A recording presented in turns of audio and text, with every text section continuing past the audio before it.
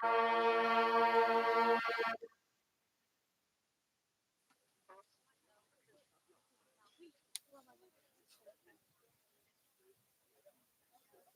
idea now because Nick, you're inspired. Yeah. Alright, okay, go. Ready?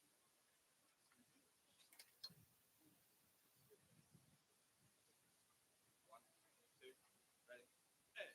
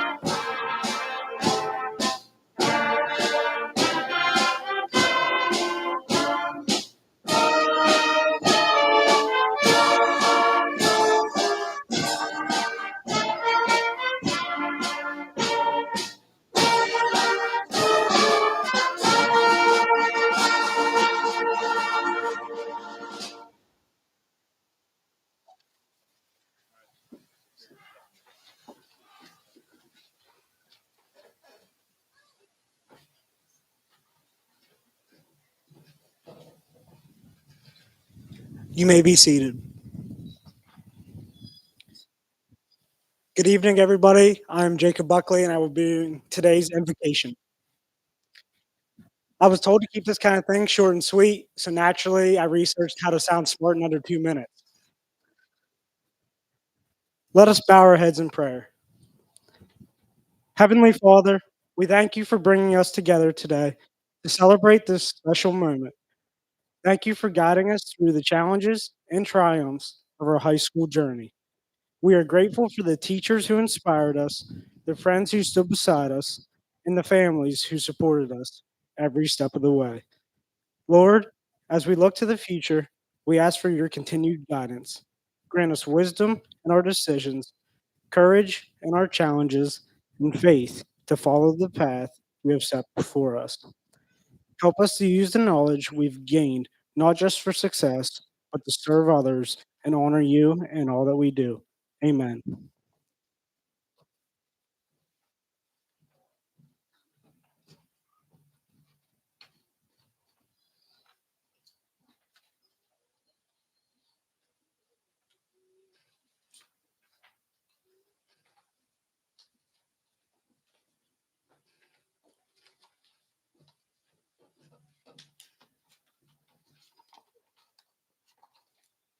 Hello, everyone. I'm Elena Thomas, president of the class of 2025, and we would like to welcome you to our night of graduation. Before I start, I would like to give a huge thanks to our class advisors, Mrs. McMath and my mom, Mrs. Thomas, for all the time and effort they've put into us. Without them, none of this would be possible. I would also like to give a big thank you to our administration, teachers, school board, and staff for the effort they have put into our class as well. 13 years ago, this night seemed so far away, and yet here we are in what seemed to be a blink of an eye. We as a class have seen each other at our best and at our worst. When we leave here this evening, many of us may never see each other again, but we will always carry the memories that we have made during our time together. It makes me wonder where each of us will be 13 years from now. Some will be married, some will have children, and some may still be furthering their education. Regardless of where 2038 finds us, each of us will be living a life, and with that comes the responsibility of leadership. So, what is leadership? Leadership is defined as the action of leading a group of people or an organization. You may be demonstrating leadership as a teacher in a classroom, an executive in the business world, a doctor in a hospital, or in the one of the most influential roles of leadership, that of being a parent. Each of us carries individual gifts and talents that will enable us to be the best kind of leader that we can be. However, the choice is up to each of us to decide what kind of leader that is. A leader is characterized by being a positive role model to others and leading by example, integrity, honesty, and by having achieved what you have by honest means and not lying and cheating to get there. Each of you is a leader in your own right, but it's up to you to decide how you want to lead. Are you someone that people can look up to based on your character, your honesty, your humility? Are you someone that celebrates others' achievements, or are you someone who is prideful and bitter when someone else is rewarded? The greatest leader and teacher who ever walked the planet was Jesus Christ, who was a servant, giving us the perfect example to follow. His life exemplified humility, love, grace, mercy, and peace, and he paid the ultimate price for people that would never love him in the way he loved us.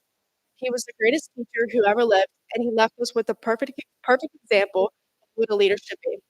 When we follow the path that he has set for us, he promises that our future will be bright. In the book of Jeremiah, chapter 29, verse 11, it reads, "For I know the plans I have for you, declares the Lord, plans to prosper you and not to harm you, plans to give you hope and a future." Regardless of what your future plans are, God has a perfect plan for each and every one of you. Will you take the easy way out and do your own thing, or will you use your gifts and talents to make your mark on the world and be a leader? You don't have to be the president of the United States, but being a leader just means being an example to those around you. Leadership means loving others even when it's hard. In the book of First Corinthians, chapter 13, the Apostle Paul tells us the greatest virtue is love. We may not like the actions and attitudes of others, and in life there will always be people that make it difficult to show them love. We are commanded to love others even when we may not really like how they act. Despite our flaws, our failures, and our sin, God's love remains unwavering, and He calls us to do the same. To love others is not because they deserve it, but because he first loved us. One of the most important things I've learned and taken away from high school is that kindness actually does matter.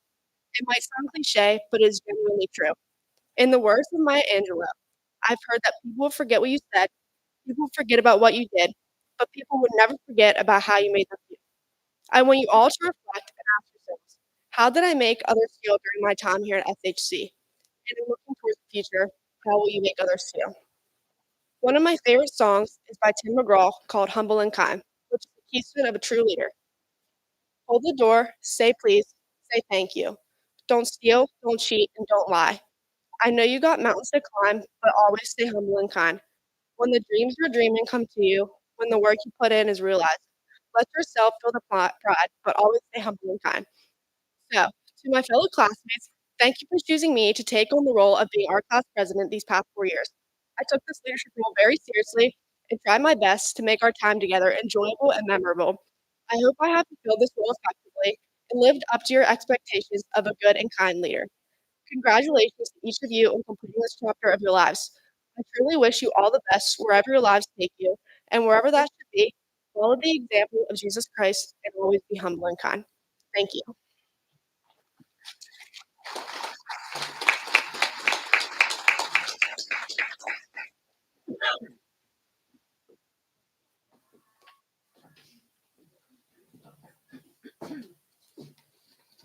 Good evening. It is my pleasure to introduce Caitlin Harper as the class of 2025 valedictorian. She is the daughter of Kevin and Amy Harper of Three Springs. During her time at SHC, Caitlin has demonstrated outstanding academic ability and a dedication to excellence. Her standout qualities include a strong work ethic, integrity, humility, compassion, leadership, and a constant drive to grow both academically and personally.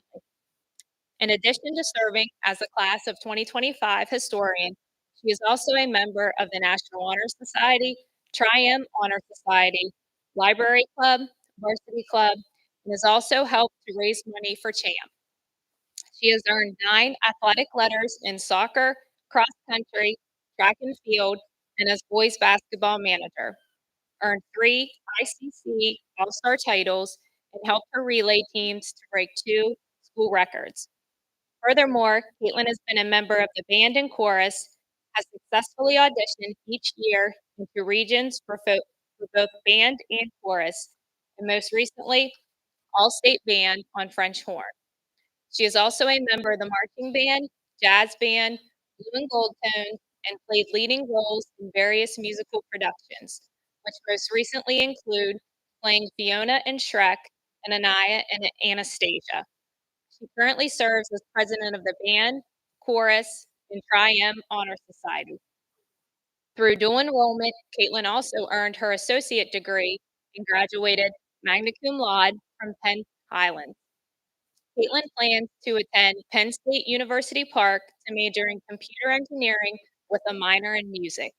Please join me in giving a warm welcome to Caitlin Harper.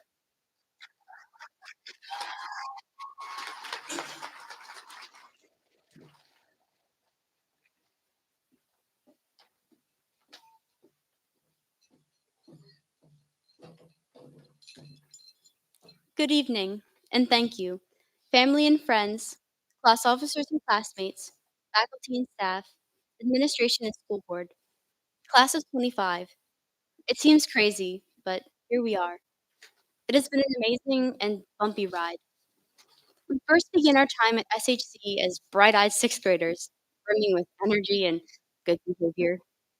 And now, here we are, ready to walk across the stage to receive our diplomas. We were born into a world that already had computers, cell phones, streaming music, and on demand movies. We've lived through the development of self driving cars, autotune, and AI. We'll most likely live to see humans land on Mars. We live in a truly fascinating time. Yet, it is special moments like this that we will cherish the most.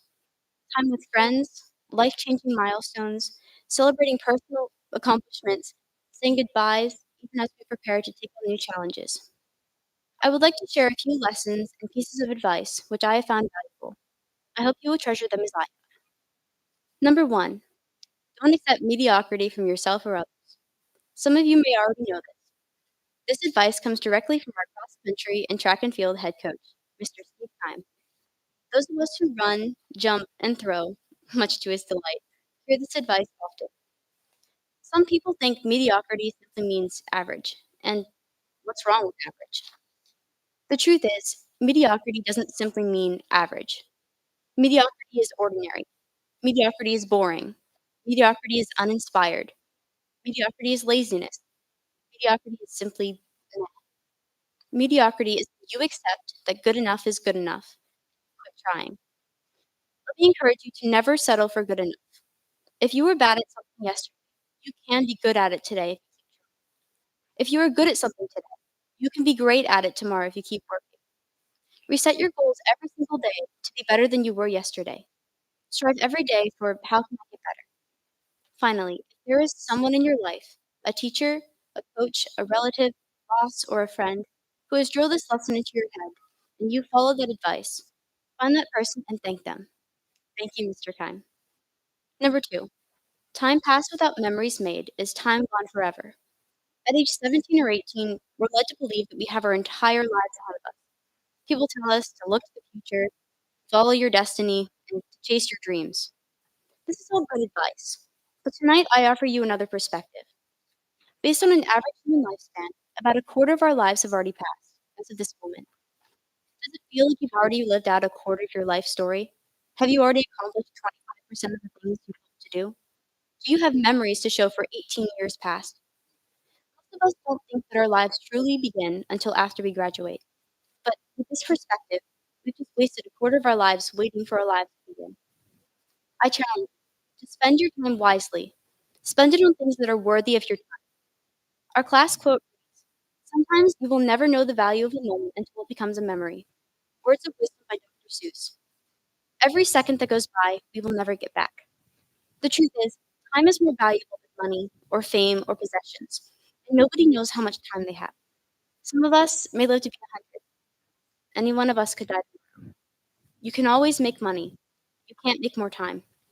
Imagine two people, one who just won Powerball and the other who only has $1 to their name. One spends lavishly on every whim, and the other carefully plans how he will stretch his last dollar to make the most of every cent. That is the decision that you make every single day, whether to waste the time away or to spend it on the people, pursuits that are worthy of it. So spend your time like a precious resource. Spend it with people you love. Spend it doing things you love. Spend it in ways that make your school, college, or workplace or community a better place. When time has passed, make sure you have memories to show for it. Number 3, believe in something bigger than yourself and share that belief with something smaller than yourself. The world would be a boring place if we didn't take the opportunity to connect with each other about things we care passionately about, or if we didn't share our most brilliant ideas. Henry Ford, he grew up on a farm, when he was one of 6 children, attended a one-room schoolhouse until 8th grade, and he never went to college. He loved mechanical things and figuring out how things work. Ford had a vision that cars could be mass-produced and affordable to the middle class. He then created the first large-scale moving factory assembly line. Today, nearly everyone has a car. We drive everywhere we go, and some of us even drive to the school early so we can wrap up our pickups in the parking lot. Steve Jobs, he was adopted, raised in a working-class family, was bullied in high school, and often got in trouble for pranking his teachers and classmates. But Jobs also had a vision that technology could be accessible and usable by everyone. Jobs became the driving force behind the Macintosh computer, Pixar Studios, the iPod, the iPad, and the iPhone.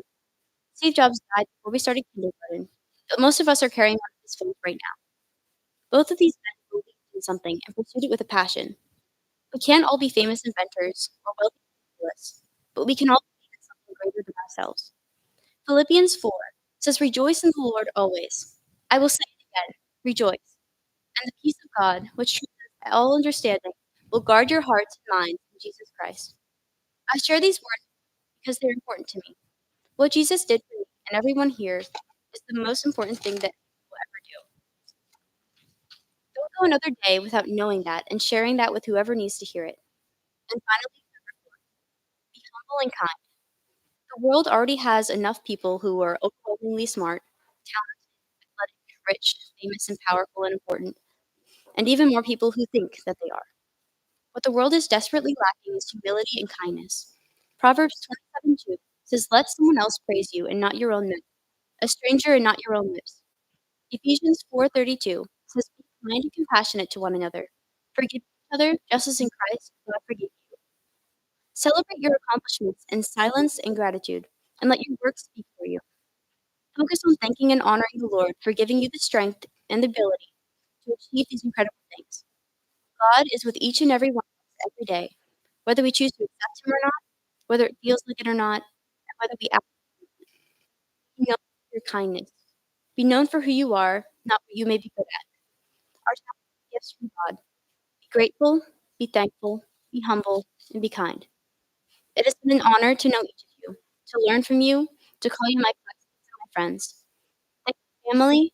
Thank you, friends. Thank you, teachers. Thank you, coaches. Thank you, advisors and directors. Good luck to the SHC class of 2025. Now I would like to introduce my classmate, Chloe Brown, this year's salutatorian.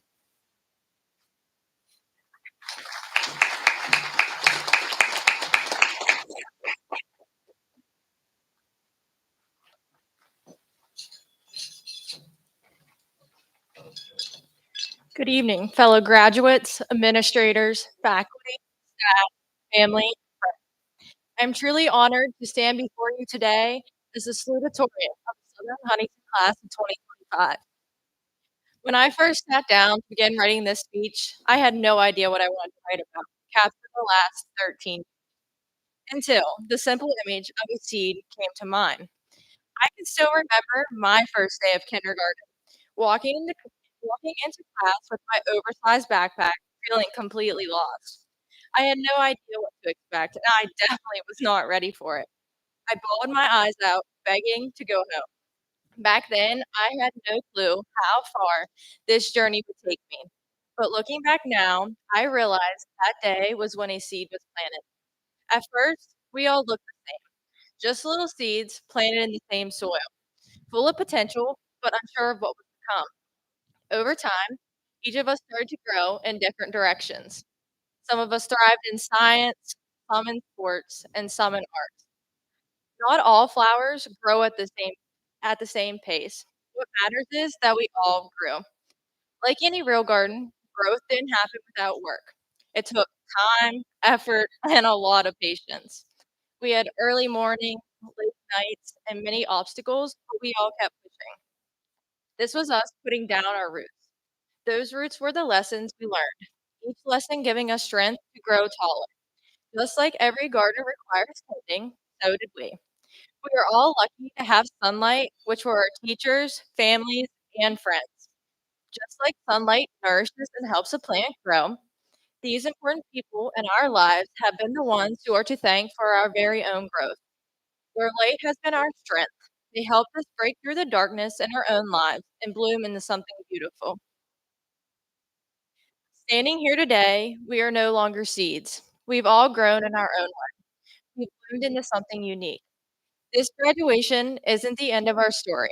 From here, we'll scatter into new places, but the roots we build here will go with us. We don't all have the same path ahead, just like no two flowers are exactly alike. No two of us will grow the same exact way. I want to take a moment to thank some of the people who helped me grow throughout my life. First off, my family, but most importantly, two of the most significant people in my life, my mom and dad. You have been my biggest inspirations and the foundation of everything I've ever achieved. Your love, strength, and belief in me never went unnoticed. You taught me to dream big, work hard, and always reach for the stars. Whether it was cheering me on from the sidelines or helping me with schoolwork. And yes, that includes the many meltdowns because I didn't understand what I was doing. You have been the greatest support system anyone could ever ask for. I've learned so much from you, and who I am today is because of that. I'm truly grateful for everything. Oh, Brendan, where do I even begin? You were always there to make any hard day better and to remind me of my strength when I needed it the most. I can't imagine this journey without you by my side. Haley and Taylor, thank you so much for the constant amount of joy you guys bless me with on a daily basis. Mrs. Price, You have always seen more in me than I've seen in myself sometimes, and you've never let me settle for less than my best. Little do you know, you are truly one of my biggest role models. In closing, I'd like to leave you all with a Bible verse. It's from Isaiah chapter 58, verse 11. The Lord will guide you always. He will satisfy your needs in a sun-scorched land and will strengthen your frame. You will be like a well-watered garden, like a spring whose waters never fail. Thank you, class of 2025, for the unforgettable journey. I wish you all nothing but growth in the years to come. So now let our next adventure begin. Thank you.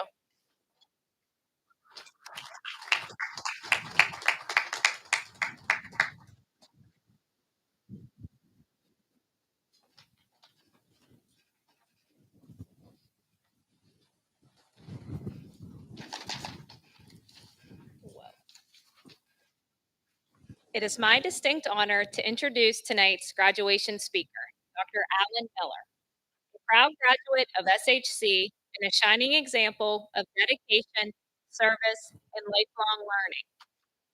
He holds degrees from Penn State University, including a Bachelor of Science and a Master of Public Administration, and has furthered his education through prestigious programs at the U.S. Army War College and Harvard University. He also earned a PhD in education from Walden University. Over the course of his remarkable career, Dr. Miller has served our nation through key roles in the Department of Defense, the CIA, and the Department of Homeland Security. Following his retirement from federal service in 2015 and later from Oregon National Laboratory, he continues to give back to our community as president of the Southern Huntington County School District Board of Directors. It is my privilege to work side by side with Dr. Miller as we strive to make a meaningful difference in the school district we both care so deeply about and believe in wholeheartedly. Please join me in welcoming Dr. Miller.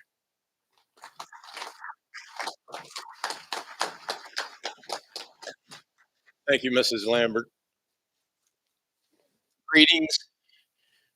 Congratulations to all of our soon-to-be graduates and your families and your friends, the faculty, the staff, the administration, and my fellow school board members who are here with us tonight. It's been a long journey for you to get here, obviously. But here you are. Here we are. 2025, moments away, walking across the stage. Mrs. Lambert mentioned that I'm a proud graduate of Southern Huntington. I very much am, and more so now that I'm back and serving in the role that I'm in and seeing how this institution has progressed through the years in my absence, and seeing all the support of the family and friends here tonight reminds me of the value of what you're taking from this institution. It's really quite incredible. And what I'm going to talk to you tonight for just a few minutes about is how the foundation that has been laid and with you has positioned you for whatever you want to do. And it's positioned you in ways that you have not quite yet envisioned, I'm sure. And I'm going to take a few minutes and share with you the path that I was given, not the path that I designed or planned. I'm going to share with you the path that life took me. And I'm going to um, try to emphasize to you that something very similar is at your fingertips because of what you've done here at Southern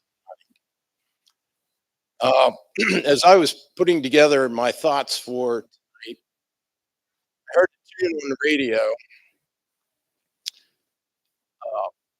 and it was a song written by New York City back around 1980, which I'm assuming is about the time most of your parents were born. So it was a long time ago. And the song was written by this band called Blondie. and it was titled "Call Me." Catchy little, and the song went to the top of the charts in the United States and the United Kingdom very quickly. And it's something tonight when we're finished, you should go listen to it, and hopefully you'll understand why I bring it up at the beginning of what I'm talking about here. Once I left the seats that you're sitting in 50 years ago, I went to Penn State University and went through school. And my senior year, toward the end of the year, I was walking down the hall of the Walker building, and one of my professors came up to me and put his arm around me. Something unusual, to say the least. Someone's notes. And when he put his arm around me, his name was Dr. He said, "Alan, what are you going to do when you graduate?" And I said, "I have no idea." I honestly, at that point, was in the same situation I was when I was sitting at graduation at Southern. And he said, "Why don't you come to my office?" And he said, "I have an application there that I think you should fill out." I said, "Okay." So I go, and he hands me this application, and I took it back to my apartment. I filled it out, and a year later, I get a phone call. Actually, my parents got a phone call, and it was from the Defense Mapping Agency Aerospace Center in St. Louis, Missouri. My dad called me that night. He didn't ask me if I wanted to take the job or if I thought I should take it. He said, "I'll pack your things and I'll bring your wife. You go. We'll see you in a couple of weeks." I said, "Okay." So I did what my father told me to do. I flew to St. Louis and I took on a position out there uh, without understanding what I was getting into. And the rest of my story will explain to you how it evolved from uh, after being there for several years. I was invited to a job fair. I wanted to get back east. I wanted to be closer home. We love where we grew up. And so I was looking for uh, anything to get me on the East Coast. And I go to the job fair and I run into a CIA recruiter. CIA recruiter knew where I worked. He knew the security clearances I had. And he said, "Here's an application. It's 30 some pages long. Take it home. You have exactly 2 weeks to fill it out and send it back. If you don't have it sent back in 2 weeks, we will come get it." I said, "Okay." It was a very in depth application. I sent it. A year later, I got a phone call from the CIA saying, "You've been selected." I flew to Washington. I worked for the CIA for a number of years. And we had some events in my family that wanted me to get even closer to home. And I was fortunate enough to find a position in the faculty at the Army War College. That turned out to be a pivotal moment in my career. So if you think about Defense Mapping Agency, CIA, Army War College was interested in me. And they said to me, "We would like for you to study and teach strategy development." Okay, great. That sounds like a wonderful opportunity. And so I engaged in that as my job. But the opportunity that they added to it was, "We would like you to go through our school as a student while you work." As a civilian, that was unheard of. And I was like, what a tremendous opportunity. It's a lot of work. So what I did, I went to school, I graduated from there. Toward uh, the end of the 1990s, I decided to engage in a PhD program, and they said, "Here's another opportunity for you. We'll give you time to do this." So those events at the Army War College set me up for the rest of my career. While I was working on my doctorate, what we refer to as 9/11 occurred. You weren't even born yet, but I'm sure you've heard about it. You know all about it. It was the first time our country had been attacked um, since World War II and Pearl Harbor. It changed how we thought about everything in the government. And I was sitting at the War College. I talked to my wife about what to do. I felt like I needed to do something.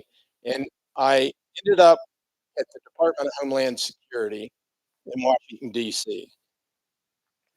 The first task they gave me was to develop a strategy to combat terrorism in the maritime domain. And I ended up leading a group of 25 or 30 folks. Uh, on that process, I met hundreds of others.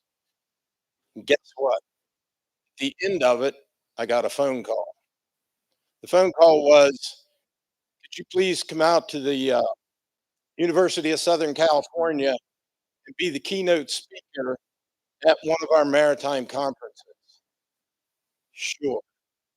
So I go to USC, I speak.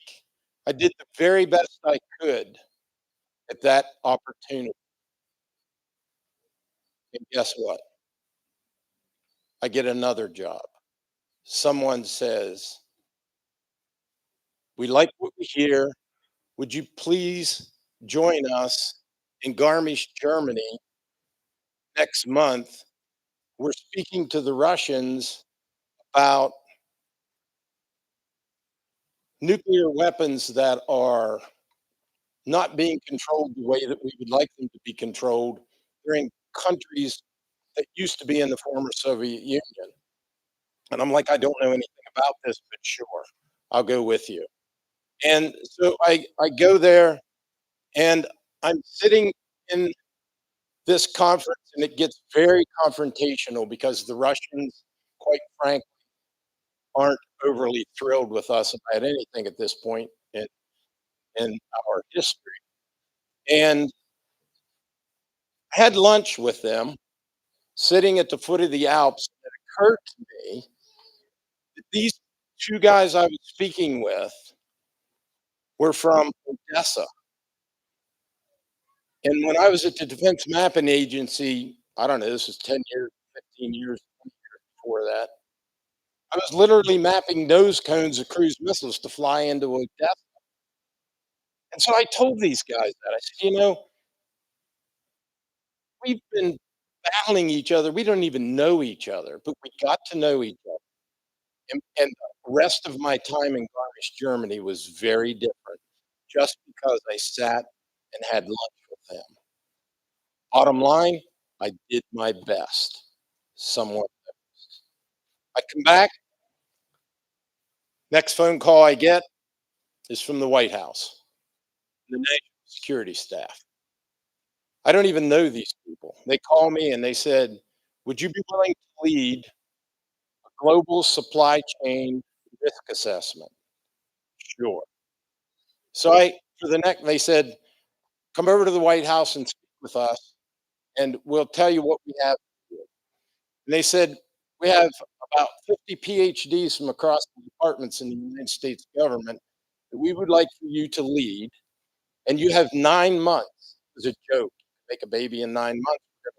We're going to birth a global supply chain security strategy in 9 months. Okay. So I did that. It was very difficult, very time consuming, a lot of work. I did my best. Someone noticed. Guess what? Another phone call. This phone call was, would you please go to Rome, meet with the maritime uh, moguls, and talk with them about what you know in order to protect our global supply chain from weapons of mass destruction being shipped into our country? Sure. So I fly to Rome. I spent about a week over there talking with these maritime owners about this situation, and I did my very best. Is it perfect? Probably not. But guess what? It led to another phone call. These phone calls keep coming, as you should start to notice if you do your best. You're always going to get another opportunity. The next opportunity that I received was from the Defense Department. The Defense Department said, Alan, we would like for you to go to Oman, Muscat, and speak to them about a project that they have. They were building a brand new city. Like, really? Who builds a city in 2015 or whatever year this was, around that time? They were building a port city in Oman that was, in their minds, going to be similar to what Dubai was to the United Arab Emirates. They don't like to be second place. They want to be equal to their neighbors. And so they wanted to build this city, and it was a port. And they wanted to talk to us about what are the costs and benefits, pros and cons, us as Omanis, to allow you to park your nuclear subs and your battleships and carriers in our port. So we did. We talked about that. I did the best I could. And guess what? I get another phone call. What I'm talking to you about is taking place over 10 years. This is not something that happened quickly. There's a lot of work goes on in between these. The next phone call I got was, Alan, this is from the Defense Department again. We saw what you did in Oman. Oh, by the way, that city, that they ended up building it, and it was open for the United States Navy to park our naval ships in. It opened in 2022. The city is called Dukum. You can look it up. It's a fascinating story. Uh, so they asked me to go to the UAE, to Abu Dhabi, and I did. I agreed to it. I get this call. I agreed to go, and the Emiratis wanted to talk to us about border security. And the reason why they cared about border security was ISIS was on its way down through the countries in the Middle East, establishing what they called the caliphate. And the Emiratis were scared to death that the ISIS leadership was going to encroach on the border, on the northern border of the United Arab Emirates. So I agreed to this. I go, I do it, and I did my best. And guess what? Another phone call. A year later. This is the last one, so you can relax. My last phone call, I still to this day am somewhat amazed at myself. Um, but I get a phone call from the White House again, and this time it's not from the National Security Council. I'm not even sure who it was from yet to this day. When they called, they said, "We would like for you to moderate a cabinet." And I'm like, and I said, "Are you sure you have the right number?" "Yes, we know who you are." And I said, "Okay, I guess." They told me to be in Tampa, Florida, such and such a date, and they would give me 1 month to prepare for it. Okay. So I go to Tampa, I prepare for what was basically a month for 2 days of meetings with United States cabinet level folks. And it was on 4 major national security issues at that time. One of the most fascinating processes I've ever been through in my life. It was so stressful. When it was over, I left. I just literally walked out the door. That brings me to my retirement in 2015. And I tell you all this to say, when I was sitting where you are, could I have ever imagined any of that? Never. Can't imagine what may happen to you, what life might bring to you. And if you do what I just said, where you get an opportunity, you prepare, you get an opportunity, do your best. I can guarantee you it will lead to another. So during that whole time, I probably hired, I don't know, 100 people like you in Washington.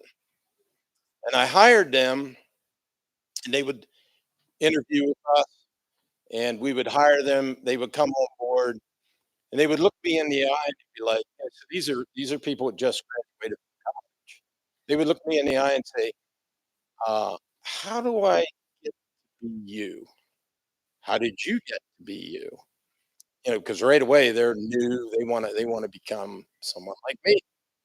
And I said, "Well, first off, I never wanted to be me. I never even thought about being me." And I said, I'll tell you this much. It didn't have anything to do with all of my degrees. It had way more to do with, get this, way more to do with the values and the work ethic that I took away from a little town called Three Springs, Pennsylvania, that had about 400 people in it. And these people were from, Harvard and Yale and Columbia, whatever. They're from the city in New York. And so they looked at me like, really? I said, that's what it was. It's the values and the work ethic. And they would say, well, tell me a little bit more about that. I said, okay, I will. I said, I'm going to tell you specifically how to go from where you are to where I am today. And I gave them 3 points, and I'm going to give them to you now, mental notes. The first thing I told them was,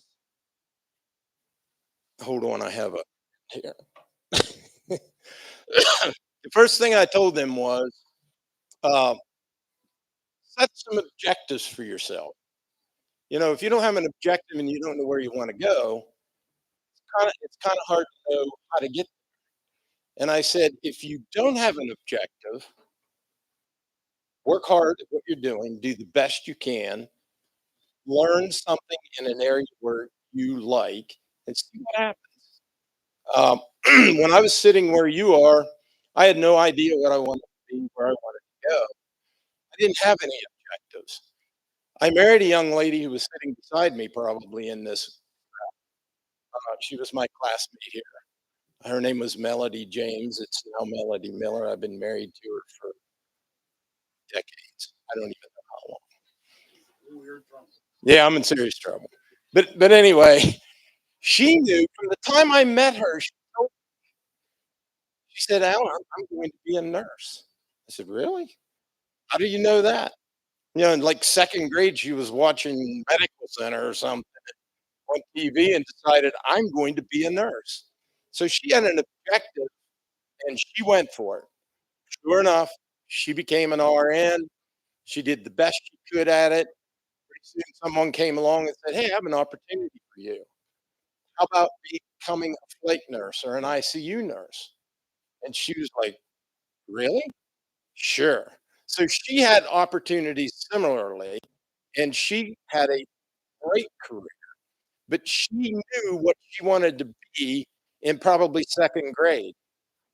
And I always joke with people, I still don't know what I want to be when I grow up, but two different paths, but we both started them right here with the foundation that you've been given.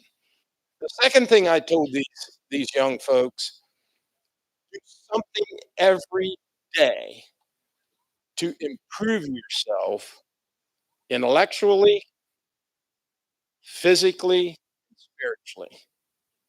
Every day, something simple. I was just reading recently, knowledge is doubling. It used to double every century. Then we got to the point where knowledge is doubling every, I don't know, 12 years or something, 12 months.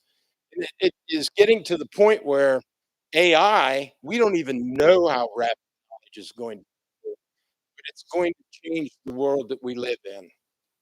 A little side note I will say to each one of you, uh, consider AI when you're picking whatever job you want to go in. Consider the impact of it. consider how you might use it to help you. Um, Another thing about um, intellectually, because all this information and all this knowledge doubling that's occurring, you must stay constantly abreast of changes, whatever you're doing. I don't care. Pick whatever career you are. You can be a physician. You can be a nurse. You can be a machinist. You can be a farmer.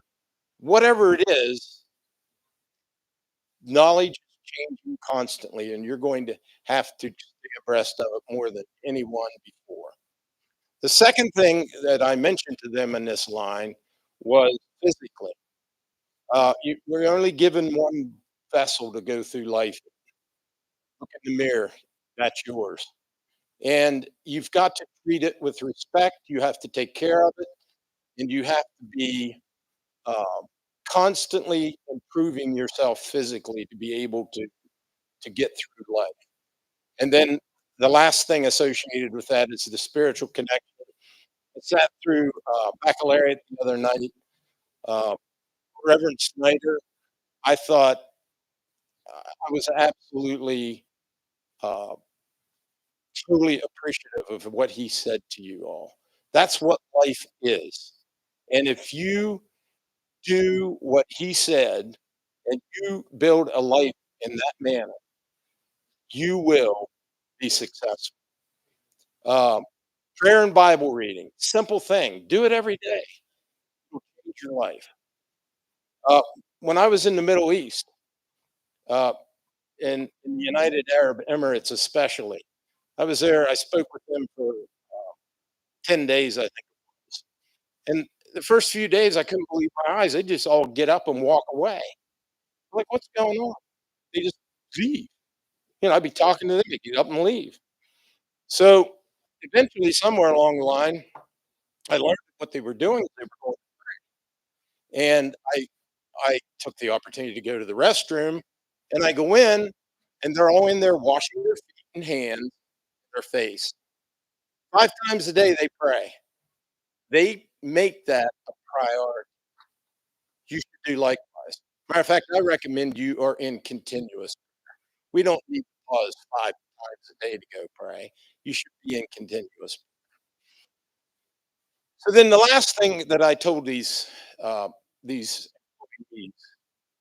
was always be kind and always function in accordance with the golden rule. It's golden for a reason. All that other stuff doesn't matter if you have a nasty attitude, you're disrespectful. None of that, nothing you can do can make up for a poor attitude. You've got to treat people with respect and do unto others as they would do unto you, as you would like them to do unto you. So at the end of all this, these young employees would look at me and shake their head and said, "I get it, but no one ever told me. You've just been told." So I say this: have people call you, build the life that Reverend Snyder talked about, and do your very best. And I can guarantee you one day you'll come back here and speak to whatever the student body is at that time. With that, I will say congratulations, and how about we hand out some diplomas?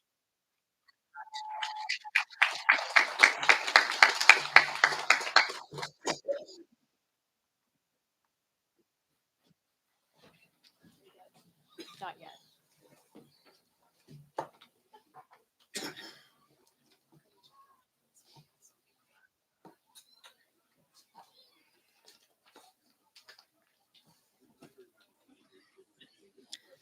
Okay, at this time, I would like to do the presentation of the Penn Highlands Community College graduates. The following students completed the Penn Highlands Community College Associate degree. This unique program gives students the opportunity to complete their high school coursework and earn an associate's degree while still in high school.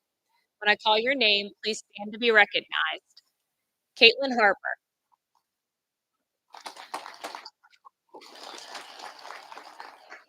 Connor Hicks,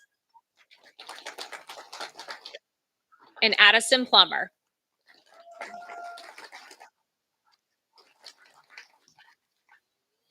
I would also like to take a moment and recognize our graduates who graduated from the Huntington County Career and Technology Center. Would those that graduated please stand to be recognized?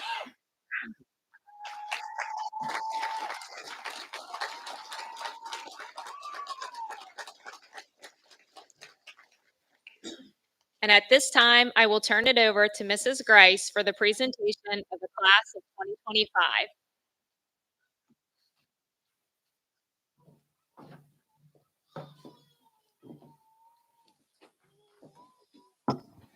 Good evening. I would also like to add my own heartfelt congratulations to the graduating class. Well done, class of 2025.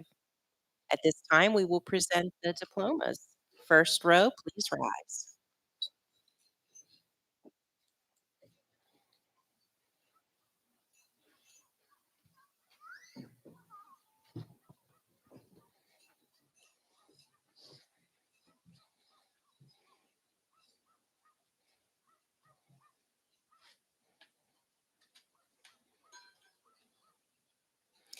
Nevaeh Lynn Adranya.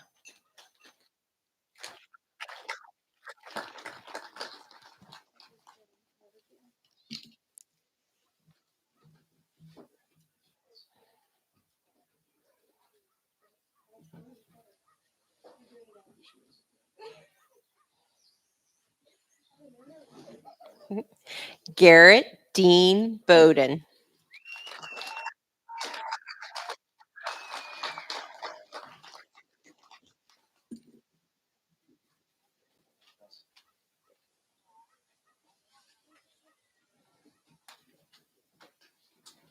Nathan William Boer.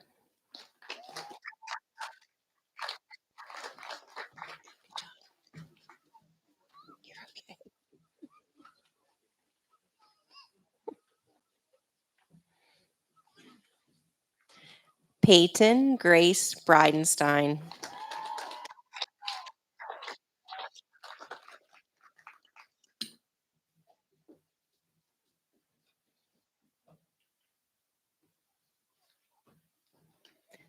Chloe Lynn Brown.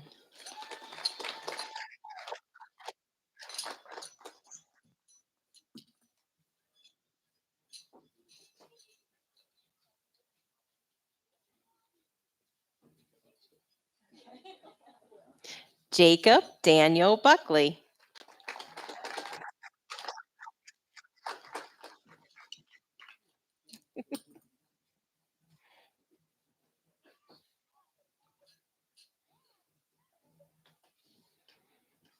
Jaylyn Mackenzie Burkett.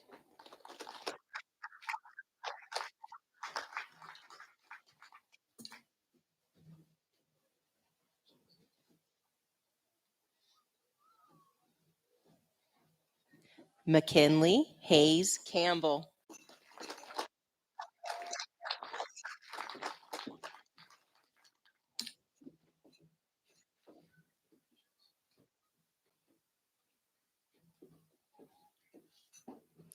Trenton Lee Carlin.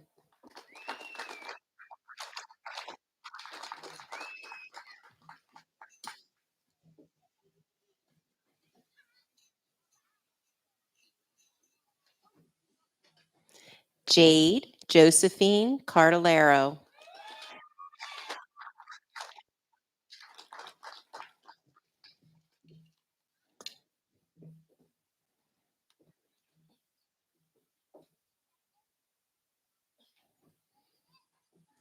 McGuire Robert David Serco.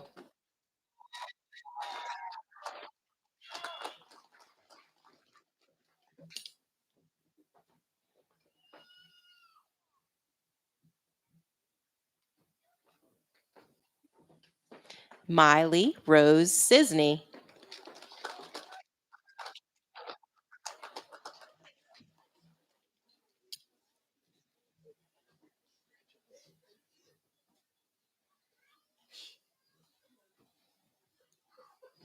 Violet Rose Klippinger.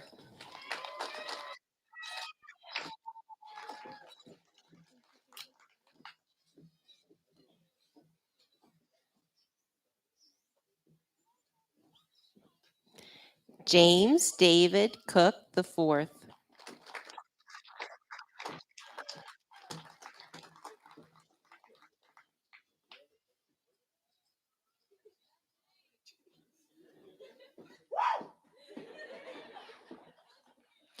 Xander Braden Cowan.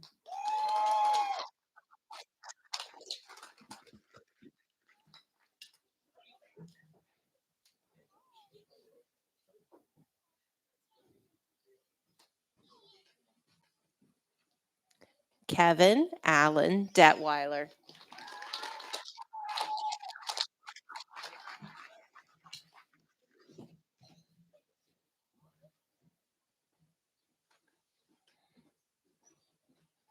Zane Joseph Esposito.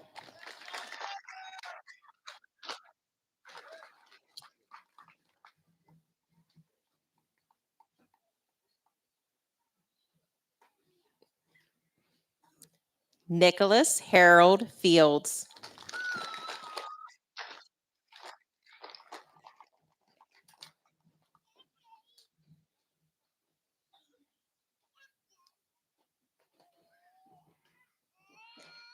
Matthew Julian Flasher.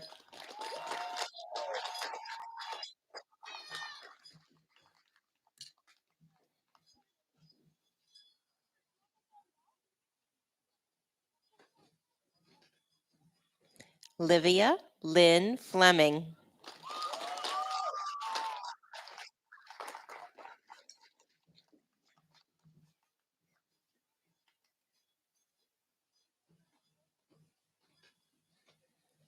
Brody James Garlock.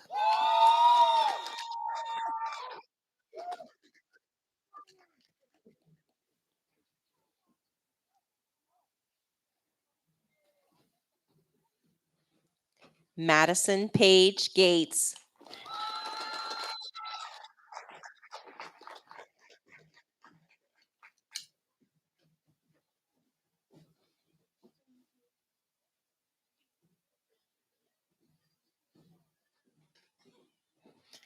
Chase Preston Gibbons.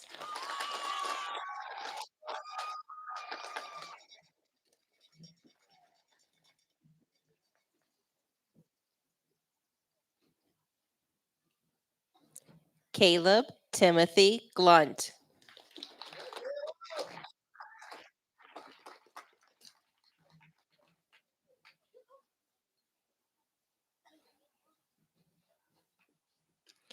Hannah Lynn Nicole Grissinger.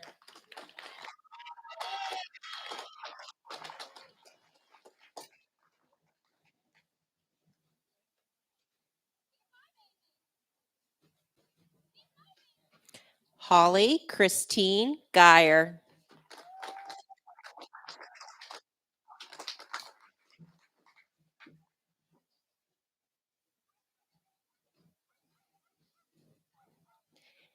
Dalen Bo Hamilton.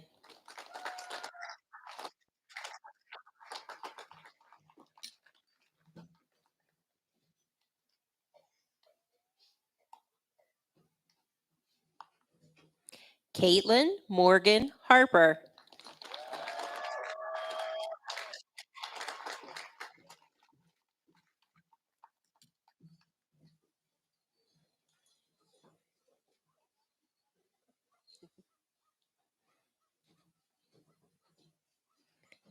Dalton Andrew Hartman.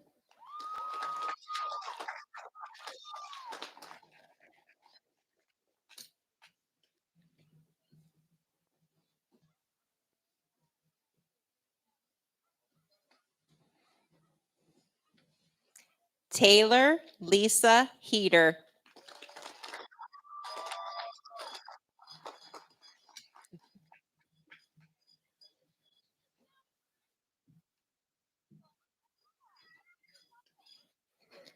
Jason Michael Helsel.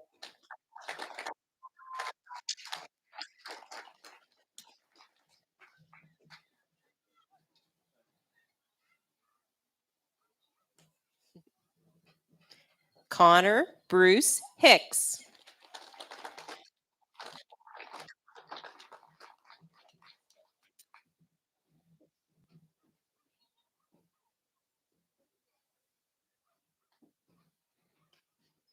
Bronson Craig Hoffman.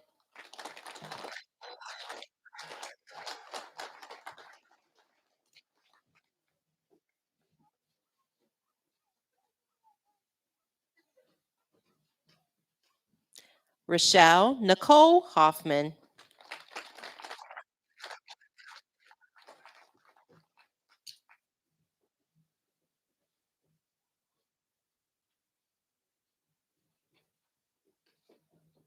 Jamie Mia Hauser.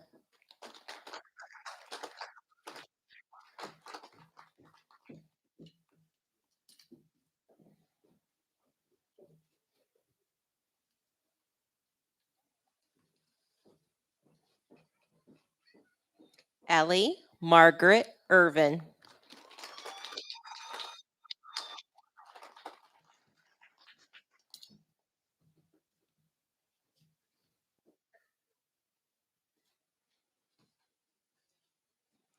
Landon James Johnson.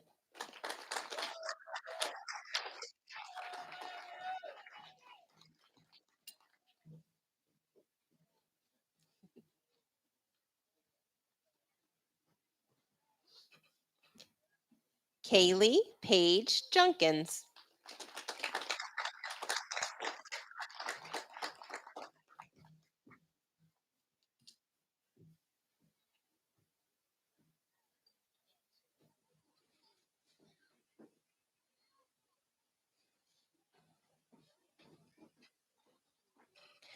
Georgia Renee Kahn.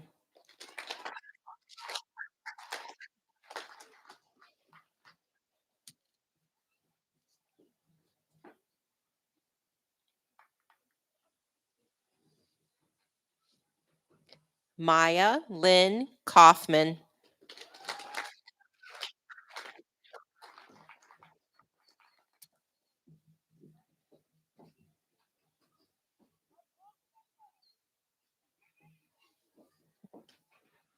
Cameron Elijah Lane.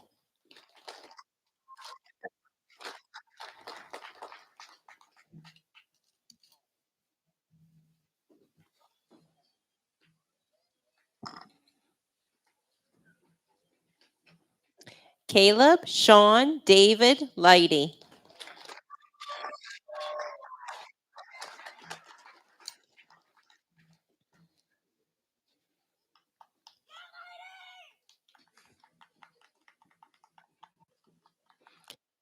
Joseph Charles Motter.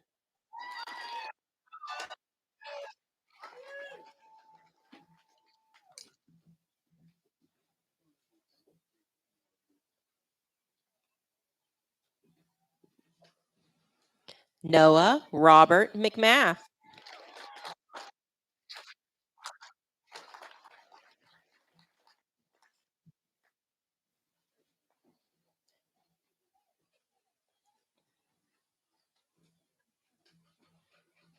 George Thomas McMillan.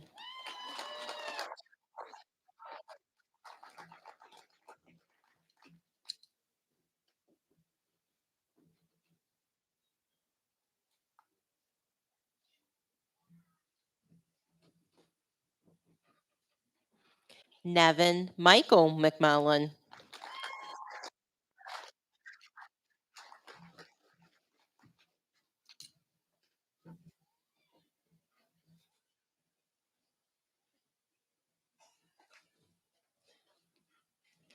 Braden Scott Miller.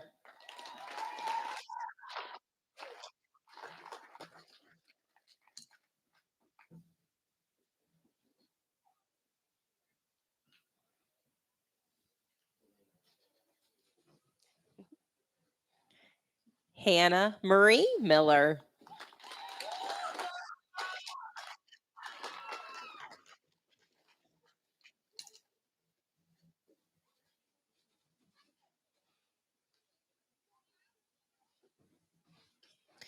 Dustin Sean Moore.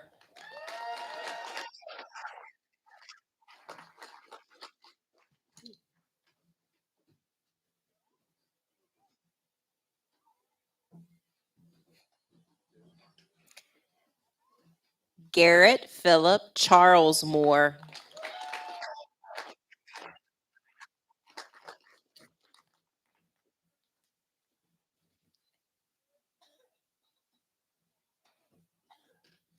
Haley Renee Morton.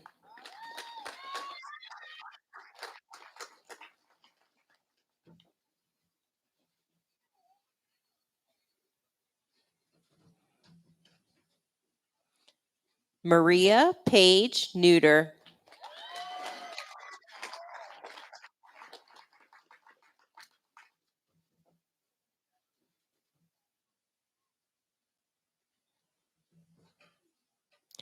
David Matthew Nevins.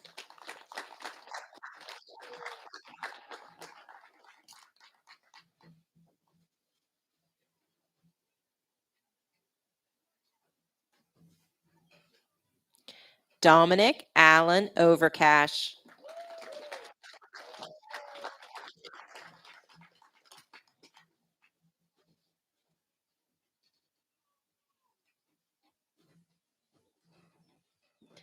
Gunnar Brooks Peterson.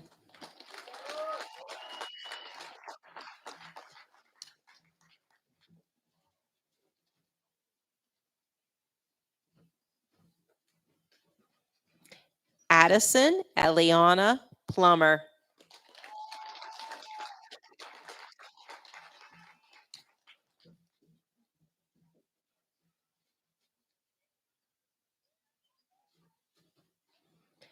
Bella Sophia Price.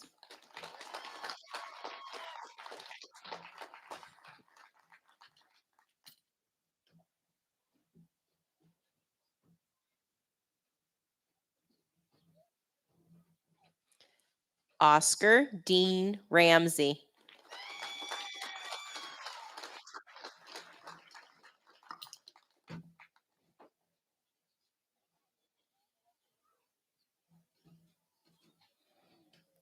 Haley Ann Ross.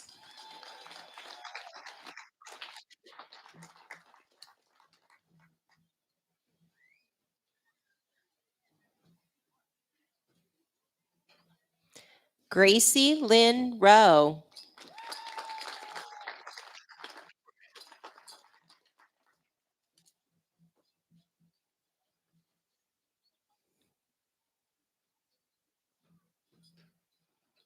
Heaven Alicia Schooley.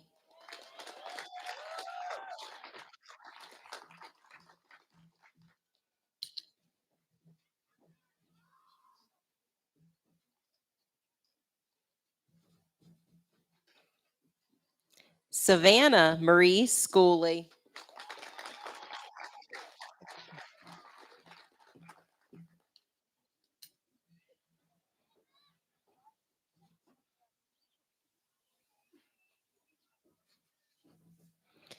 Lucas Alexander Scott.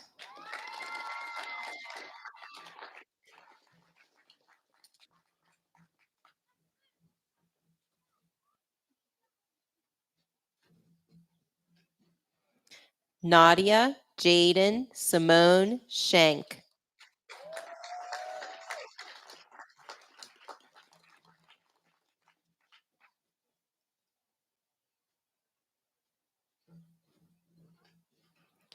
Mason Daniel Slepp.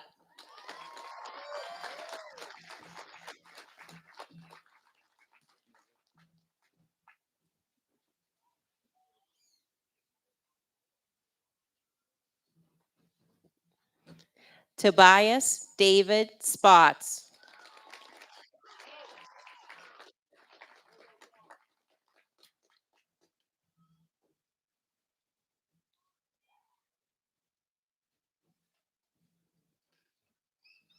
Julian Michael St. Clair.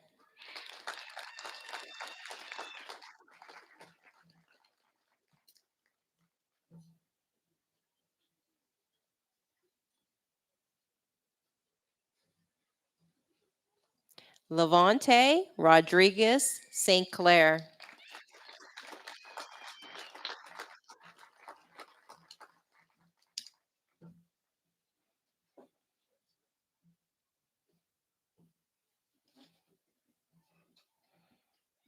Abigail May Stake.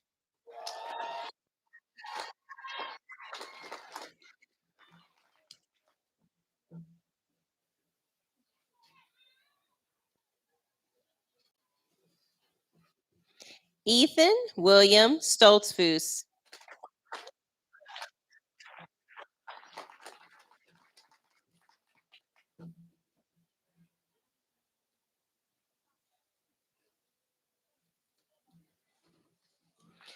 Haley Grace Sunderland.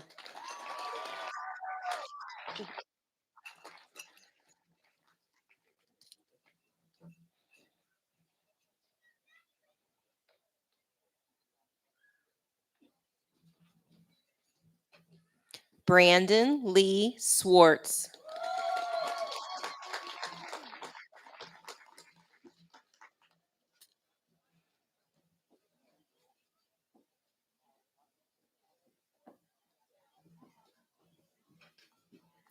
Shane Robert Taylor.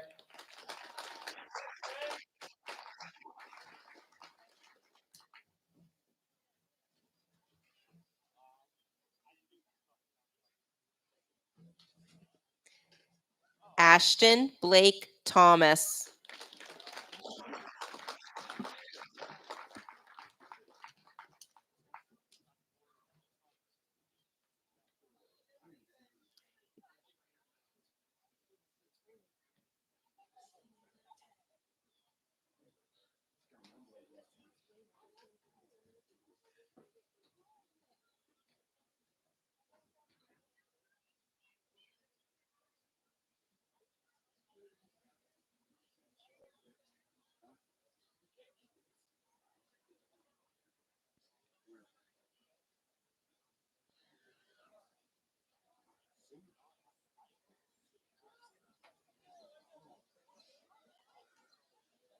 Good. Okay.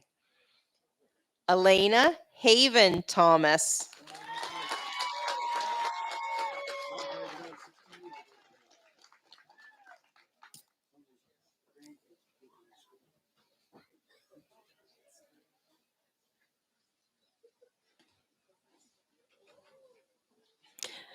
Richard Leroy Trish Jr.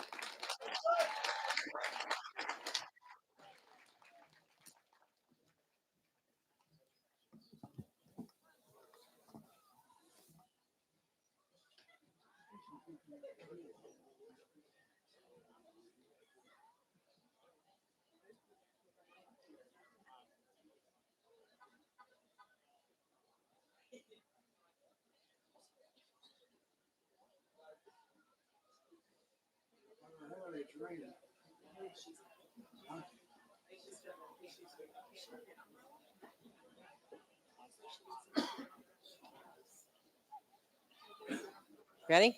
Okay. Camden Jeffrey Walker.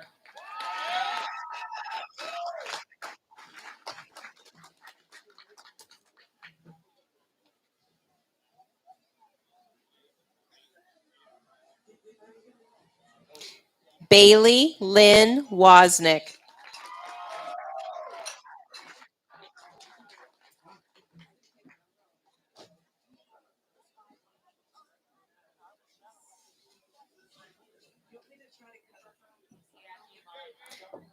Connor Lee Witzel.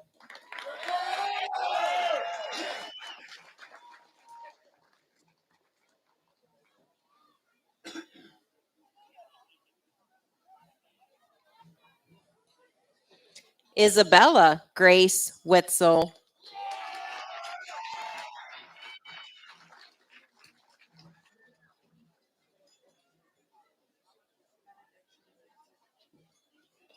Emmeline Lucille Wingert.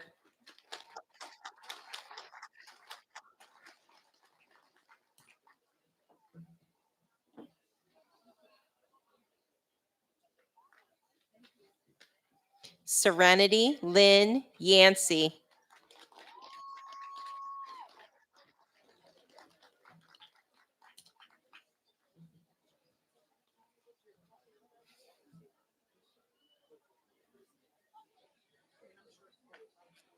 Gracie Joanne Zenoble.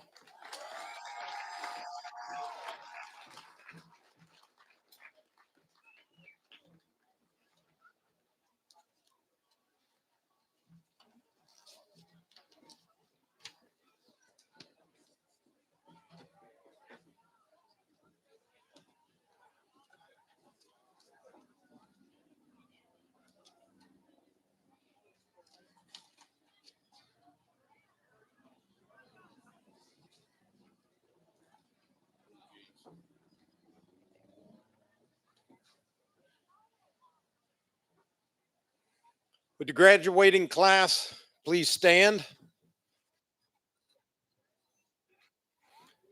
As president of the Southern Huntington County District Board of Education, I formally declare you graduates of the class of 2025. Congratulations.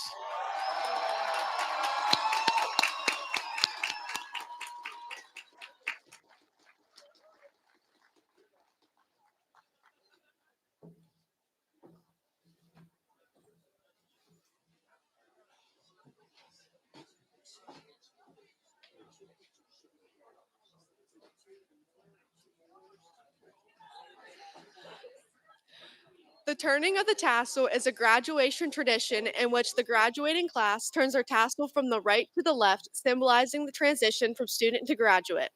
You may now turn your tassels from the right to the left.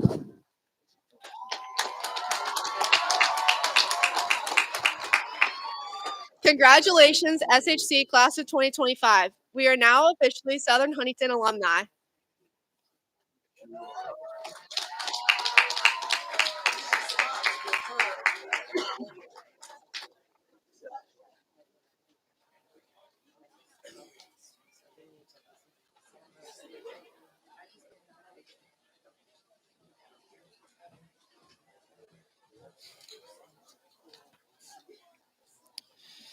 May we bow our heads. Dear God, we come to you this evening thanking you for helping us reach this point in our lives. We thank you for those that have given us the support throughout our journey, our parents, grandparents, family, and friends. We thank you for teaching us our rights from our wrongs and for showing us the power of having faith in each other and the importance of helping others out whenever they needed it. We thank you, Lord, for the life you have given us and the purpose you have planned for us, for each of us on this earth. May we allow you to lead the way as our future paths wind up and down throughout life's challenges. Psalms 121 verses 7 through 8 states, "The Lord will keep you from all evil. He will keep your life. He will keep your going out and your coming in from this time forth forevermore. May your journey be blessed with good fortune and happiness. And until we meet again, may God be with you all. Amen."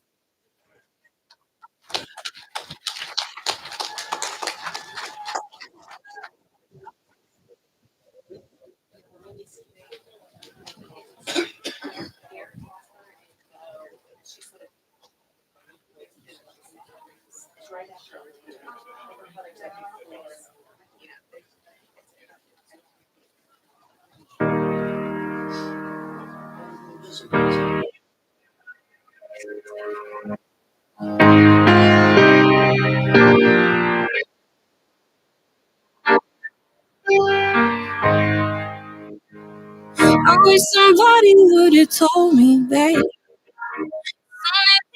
Be the good old days, all the love you'll forget, all these reckless nights you'll regret. All that's gonna change. You miss the magic. Think about the band. I was thinking about the bands. Underground, load of merch, that 12 passenger van. Small club, soda. In the snow outside the first time. It's kind of my name and the star. Look where we at, still growing up. I'm laying my blood didn't dream about what I become. Couldn't wait to get older. Couldn't wait to be some. Now that I'm here, wish I was still young. Those good old days. I wish somebody would have told me, babe, that someday these would be the good old days. All the love you won't forget, and all these reckless nights you won't regret. Cause someday soon your home is gonna change.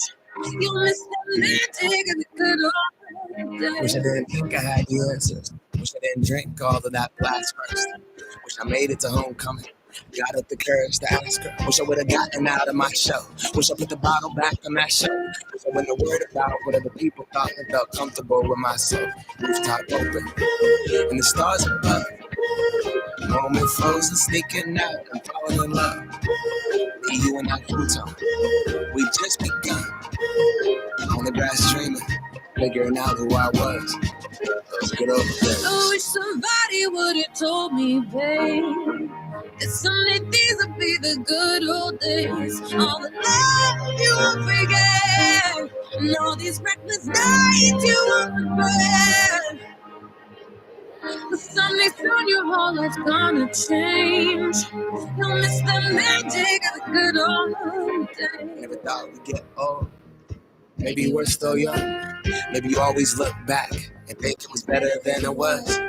Maybe these are the moments. Maybe I've been missing what it's about. Been scared of the future, thinking about the past while missing out on now. We've come so far. I guess I'm proud. And I ain't worried about the wrinkles around my smile. I got some scars. I've been around. I felt some pain and seen some things, but I'm here now. Those good old days. You don't know